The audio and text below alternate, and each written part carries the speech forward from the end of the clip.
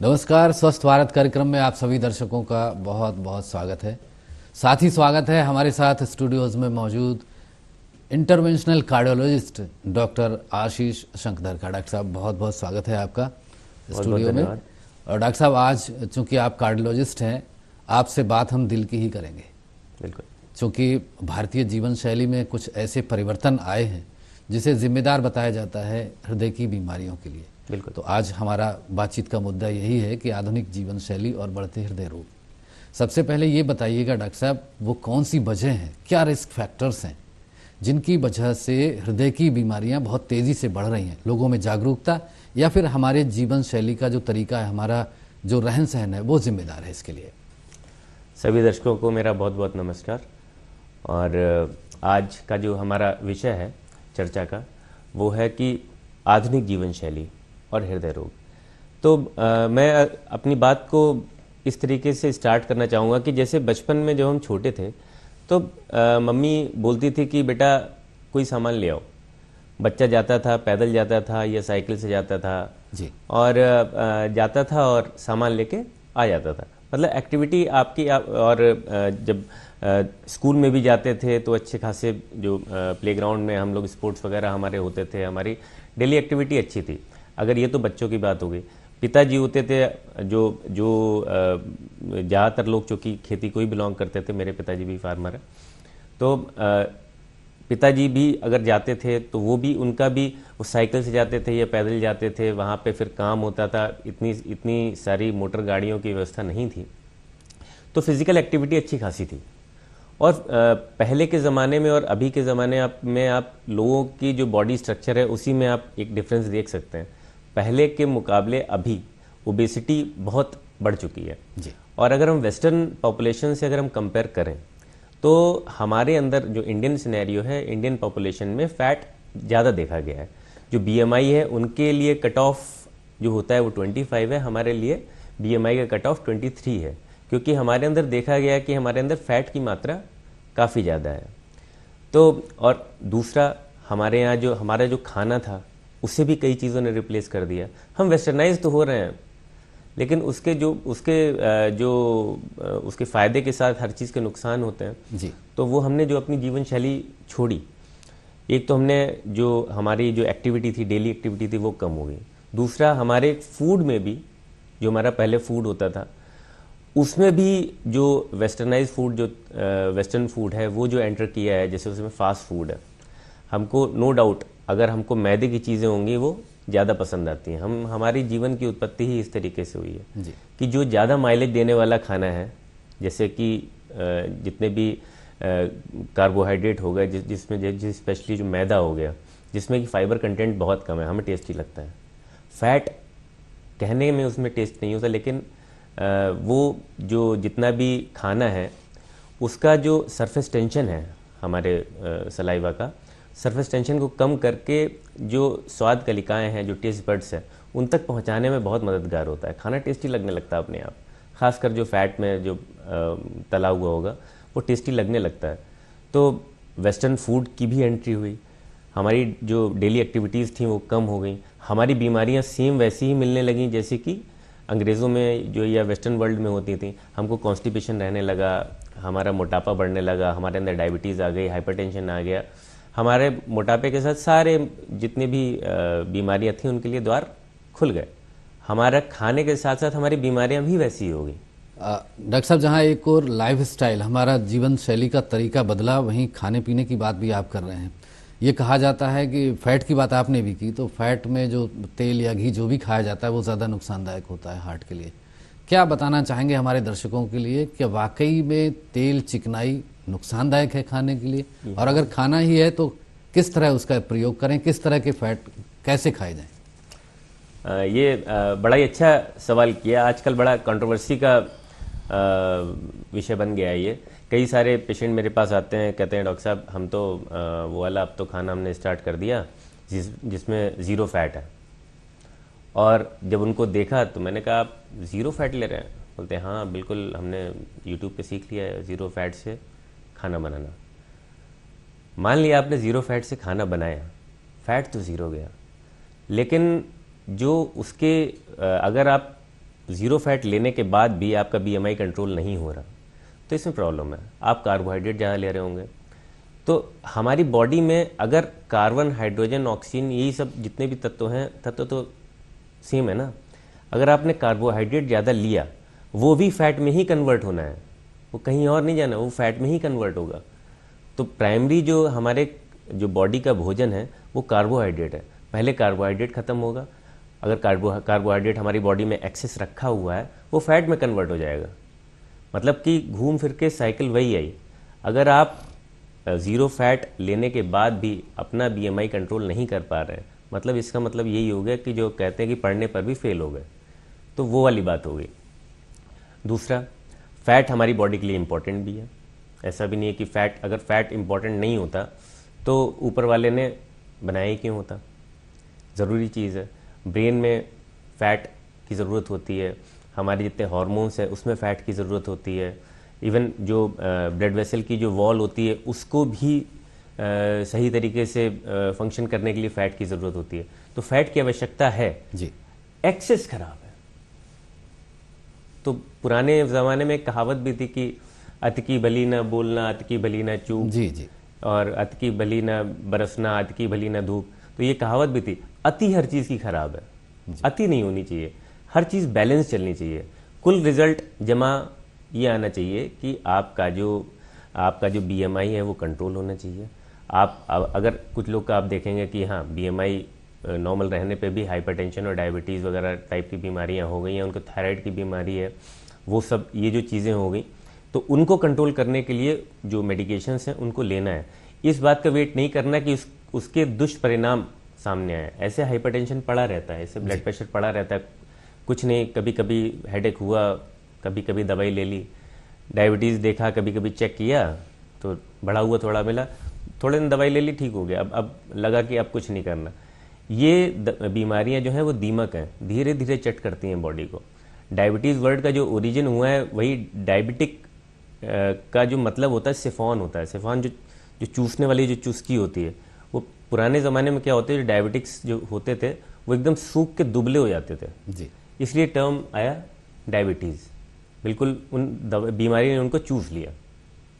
Doctor Shankar, चूंकि हम life style की बात कर रहे हैं और लाइफ स्टाइल अगर हम प्राचीन काल की ओर ध्यान दें, इतिहास की तरफ जाएं, तो खास तरह के मेटल होते थे, धातु के बर्तन थे, उनमें भोजन बनाया जाता था, बहुत देर तक पकाया जाता था। आज बहुत कुछ बदल चुका है, नॉन स्टिक का ज़माना आ गया है। लोग कहते हैं किसी भी तरह की धातु में बना हुआ भोजन नुकसानदायक हो सकता है। हार्ट की बीमारियां इससे भी बढ़ रही हैं और जो कुकिंग का तरीका है वो बदल गया है, प्रेशर कुकर में ज़्यादातर चीज़ें पकाई जाती हैं। तो ये ज़रूर बताइए हमारे दर्शकों को कि जो जीवन शैली में इस तरह का बदलाव है, हमारे भोजन में, खान पान में जो चेंजेस आए हैं, वो कितना जिम्मेदार हैं हृदय की बीमारियों के लिए विशेष तौर से। ये भी बड़ा अच्छा सवाल पूछा आपने, बड़ा सही टॉपिक लिया है। आजकल के टाइम में जब हमको रात को 12 बजे भी भूख लगी, हमने तुरंत फूड ऑर्डर कर दिया ऑनलाइन और हमारे पास आ गया। और वो आता कौन से उसमें है, बर्तनों में, वो सारे प्लास्टिक के बर्तन होते हैं। घर पे plastic, cup plastic, bottle plastic.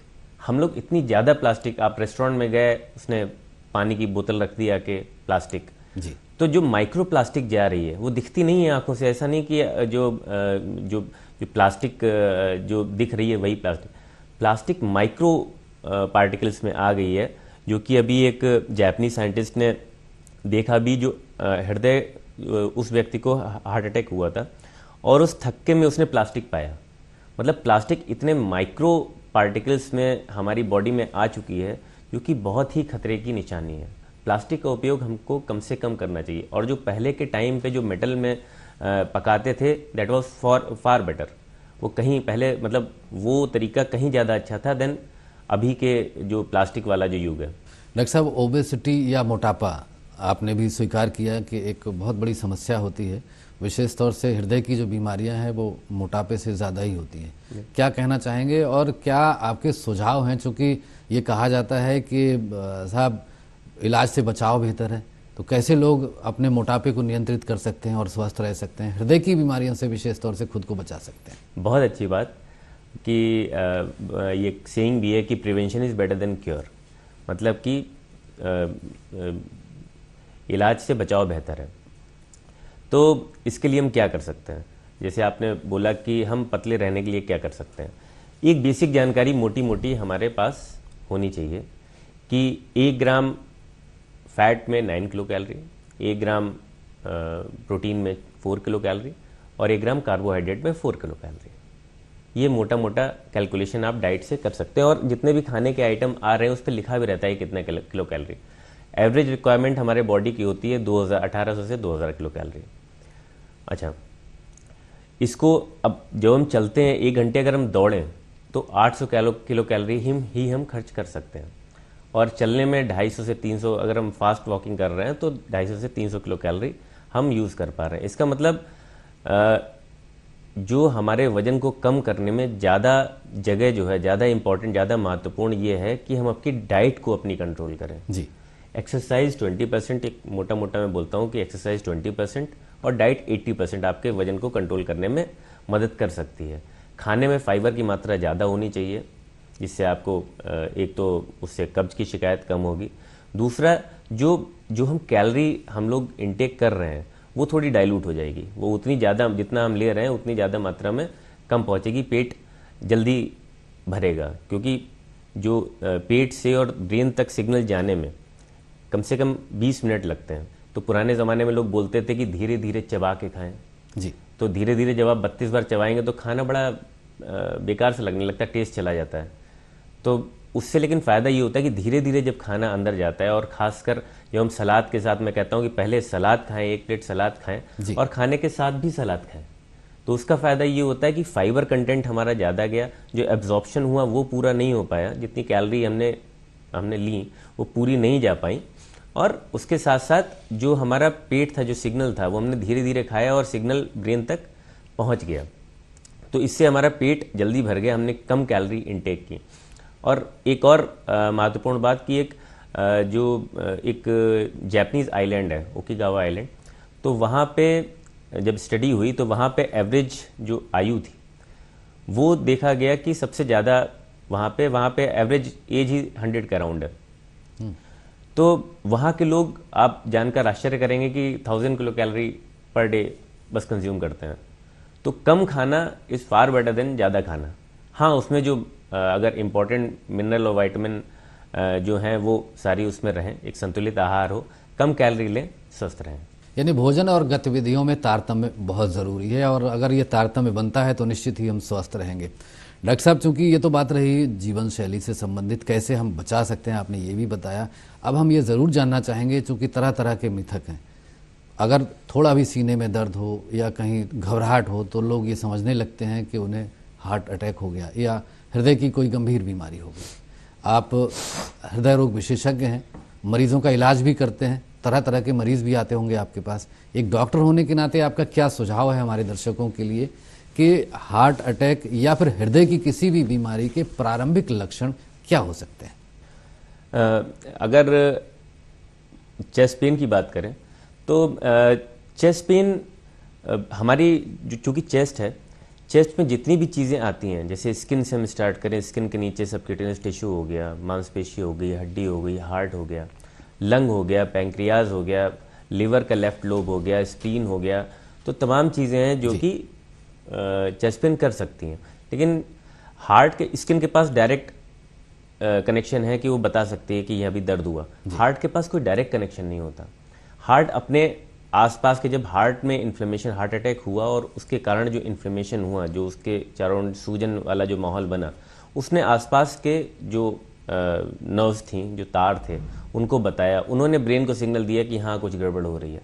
तो हार्ट का जो दर्द होता है एक विशेष टाइप का होता है, ज़्यादातर भारीपन या जलन के रूप में आ सकता है। सीने के एक तरफ आ सकता है या फिर दूसरी तरफ भी जा सकता है, बैक में जा सकता है, हाथ में आ सकता है, गर्दन में आ सकता है और जबड़े में आ सकता है। नाभि के नीचे का दर्द हार्ट का जनरली नहीं होता। तो ये जो हार्ट का जो दर्द है वो हार्ट का दर्द इस तरीके का होता है।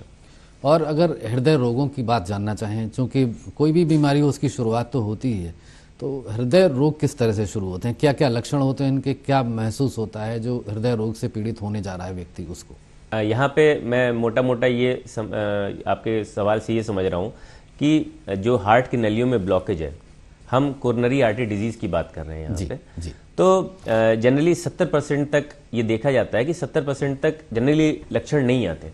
मतलब आप और लक्षण क्या होते हैं कि चलने में सांस फूलना या भारीपन होना, जी। ज़्यादा जब जिस स्पीड से पहले चलते थे अब उस स्पीड से नहीं चल पाते, उस स्पीड पे अगर चलते हैं तो सांस फूलने लगती है, भारीपन होने लगता है। तो इस तरीके के प्रारंभिक लक्षण देखे जा सकते हैं, जो आप देखेंगे कि मौसम बदलने पे, जैसे कि जाड़ा आने पे वो बढ़ जाते हैं, या फिर ज़्यादा भारी सामान उठा लिया, या स्ट्रेस ज़्यादा हो गया, या कोई बीमारी हो गई तो उसमें वो ज़्यादा दिक्कत देने लगते हैं।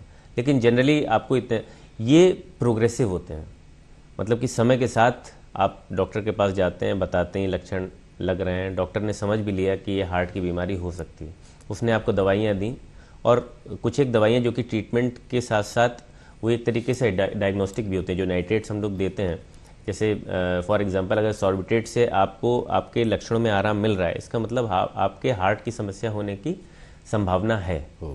तो मैं कई लोग को नाइट्रेट इसलिए भी दे देता हूँ कि उससे ये उनके जो लक्षणों में तो आराम मिलता ही है, एक डायग्नोसिस भी हो जाती है। क्योंकि जांच कराने से शुरुआत में मरीज डरता है, कहता है कि जांच करना है, हार्ट की बीमारी हो गई क्या, तो उससे अंदाज़ा हो जाता है। फिर धीरे धीरे मरीज़ को भी हिंट दी जाती है कि भाई ऐसा ऐसा हो रहा है। तो ये हो गया। अभी मैं बात कर रहा हूँ स्टेबल कोरोनरी आर्टरी डिजीज कि जिसमें अभी धीरे धीरे बीमारी बढ़ रही है। वो आएगा, अब जो जिन दवाइयों पे पहले आराम मिल रहा था अब उन दवाइयों पे आराम नहीं मिल पा रहा है, तो आपको दवाइयों की डोज थोड़ी बढ़ानी पड़ी, ठीक है। लेकिन इस दौरान हमें ये बताना होता है कि आपको एंजियोग्राफी करा लेनी चाहिए। एंजियोग्राफी करा लेनी चाहिए। कई लोगों में ये भी ये मिथक रहता है कि भाई एंजियोग्राफी, हम सीटी एंजियोग्राफी करा लें। तो सीटी एंजियोग्राफी में बताना चाहूँगा कि सीटी एंजियोग्राफी उन मरीजों में कराई जाती है जिनमें हमें हार्ट की बीमारी का खतरा बहुत कम लगता है, हमें नहीं लगता कि इसमें कुछ आने वाला है जी। या फिर मरीज़ बहुत ज़्यादा एंजियस हो, वो बहुत ज़्यादा इसके बारे में पढ़ के, देख के, या उसके पुराने एक्सपीरियंसेस ऐसे रहे हो कि उसके रिश्तेदार के साथ कुछ ऐसा हुआ हो, उसका अपना ऐसा एक्सपीरियंस रहा हो। क्योंकि सीटी की रिपोर्टिंग आसान नहीं होती। प्लस सीटी की रिपोर्टिंग कई जगह बोल तो देते हैं कि मतलब हम कर देंगे। सीटी की रिपोर्टिंग अपने आप में बहुत टफ काम है, उतना सटीक, क्योंकि हृदय चलने वाला ऑर्गन है। हाथ का सीटी करेंगे, सर का सीटी करेंगे, लंग्स का सीटी करेंगे, वो रुके हुए ऑर्गन है। हार्ट चलने वाला ऑर्गन है, तो जैसे चलते हुए पंखे का फ़ोटो खींचना आसान नहीं होता, उसी तरीके से चलते हुए हार्ट का भी जो फ़ोटो खींचना होता है उतना आसान नहीं होता।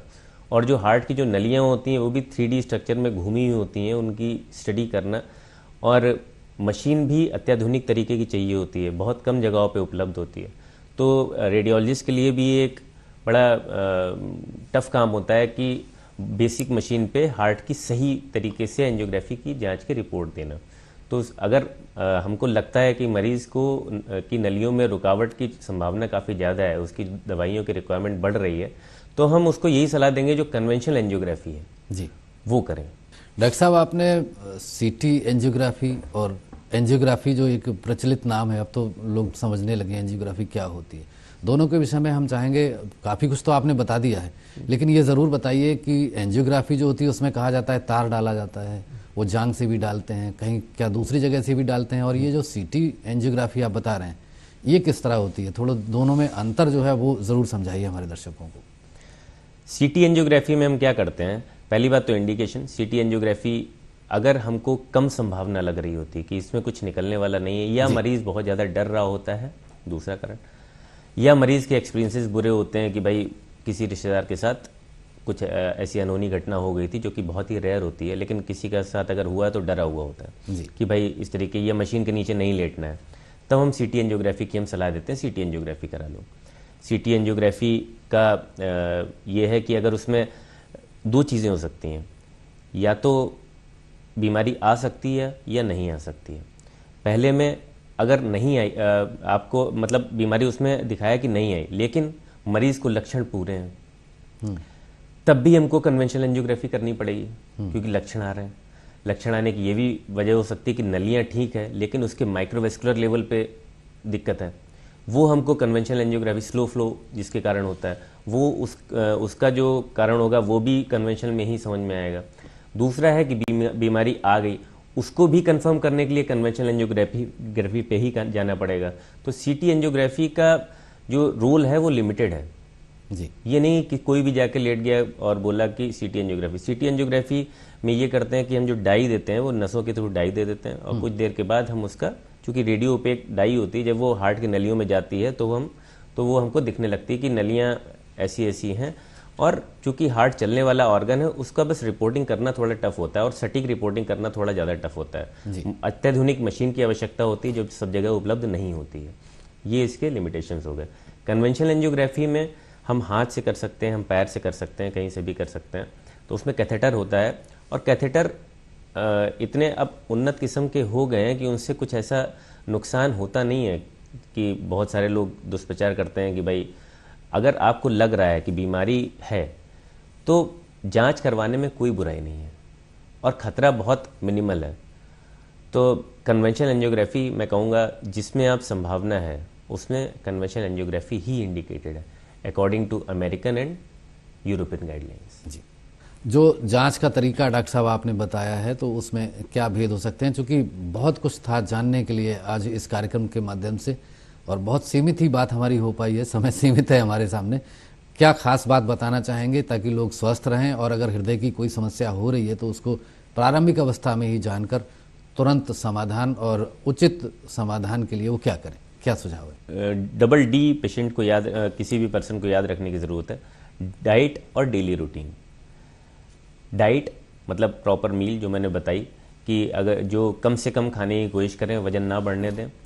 और डेली रूटीन जो डेली एक्टिविटी है 25 to 30 मिनट्स एक्टिव एक्सरसाइज आपको करनी है और उसका रिजल्ट ये होना चाहिए कि हमारा BMI जो है बॉडी मास इंडेक्स वो बढ़ना नहीं चाहिए, 23 के अंदर रहना चाहिए।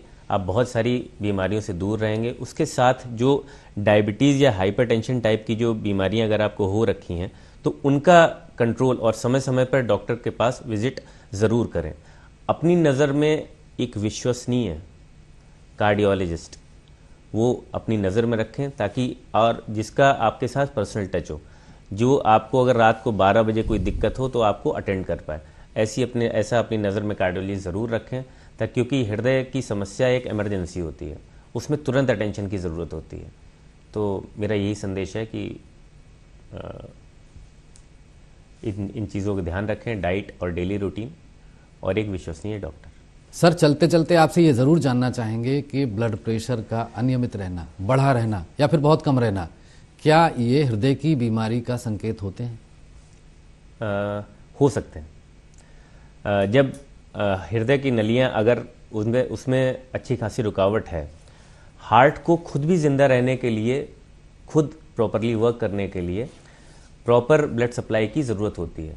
जब हृदय की नलियां बंद होने लगती हैं तो हार्ट को खुद ब्लड सप्लाई लेने के लिए ब्लड प्रेशर थोड़ा सा बढ़ाना पड़ता है, तो उसमें ब्लड प्रेशर बढ़ा रहेगा। और कई सारे पेशेंट ऐसे हैं भी जिनमें हाइपरटेंशन था, जिसमें ब्लड प्रेशर बढ़ा रह रहा था।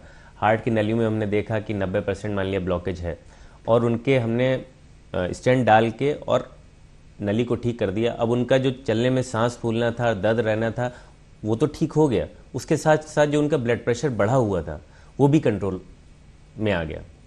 तो हम ये कह सकते हैं कि हमारी जो जीवन शैली है, जो हमारा खान पान है और जो रहन सहन है, वो बहुत कुछ निर्भर करता है, विशेष तौर से हृदय की बीमारियों की अगर हम बात करते हैं तो हृदय की बीमारियों पर भी, कि कितना हम नज़दीक हैं हृदय की बीमारियों के और कितना अपने आप को बचा करके रख सकते हैं।